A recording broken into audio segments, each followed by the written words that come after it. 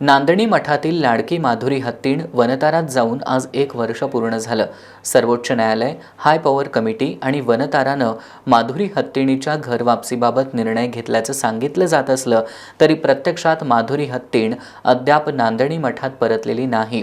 त्यामुळे आज माजी खासदार राजू शेट्टी यांच्यासह ग्रामस्थांनी 1 दिवसीय उपवास आंदोलन करत माधुरी हत्तीण परत येण्यासाठी प्रार्थना केली।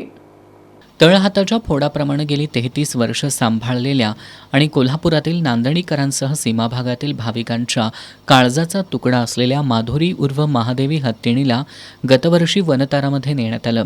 माधुरी हत्तीणीला निरोप देताना अनेकांना अश्रू अनावर झाले होते।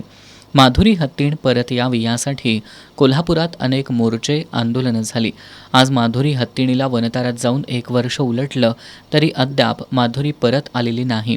सर्वोच्च न्यायालय, हाय पॉवर कमिटी आणि वनतारानं माधुरी हत्तीणीच्या घरवापसीबाबत निर्णय घेतल्याचं सांगितलं जात असलं तरी प्रत्यक्षात माधुरी हत्तीण अद्याप नांदणी मठात परतलेली नसल्यानं माधुरीच्या घरवापसीच्या मागणीसाठी 1 दिवसीय उपवास आंदोलन करण्यात आलं।